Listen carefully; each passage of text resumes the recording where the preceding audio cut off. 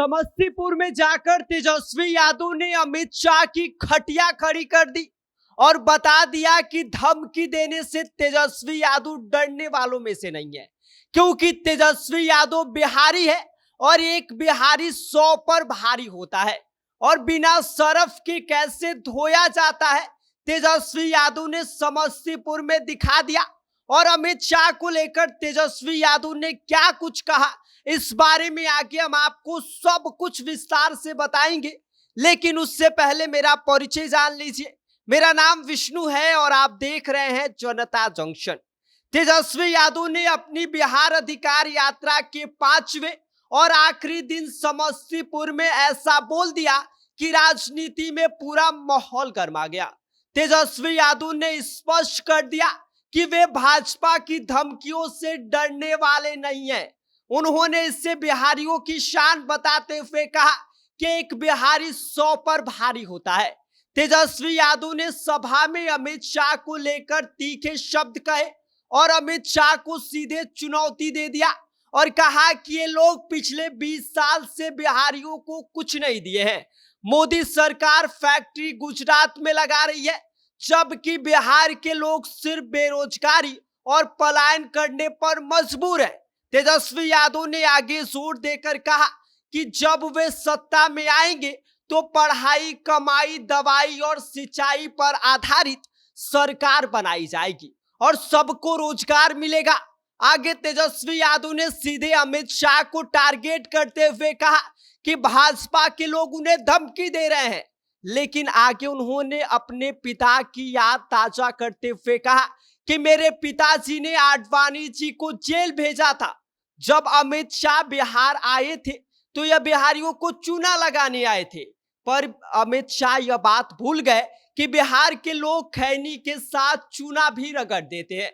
इसके साथ ही अमित शाह ने तेजस्वी यादव को धमकी दिया था और जिस पर तेजस्वी यादव ने भी पलटवार करते हुए अमित शाह को यह बता दिया है कि भाई आप आइए, लेकिन अगर हमको धमकी देंगे तो भाई यह बात आप याद कर लीजिए कि हम बिहारी हैं, हम बिहार से आते हैं और एक बिहारी 100 पर भारी होता है। इसके साथ ही आपको हम बता दें कि बिहार अधिकार यात्रा के चौथे दिन भी सहरसा में आयोजित एक जनसभा के दौरान तेजस्वी यादव ने पलायन और बेरोजगारी को राज्य की सबसे बड़ी समस्या बताया था। उन्होंने केंद्र और राज्य सरकार पर कटाक्ष करते हुए कहा कि बिहार में अब अचेत अवस्था में मुख्यमंत्री नीतीश कुमार बैठे हैं और यह खटारा सरकार काम नहीं कर पा रही है। तेजस्वी यादव ने आगे कहा कि वह मुख्यमंत्री को बिहार की जरूरत है।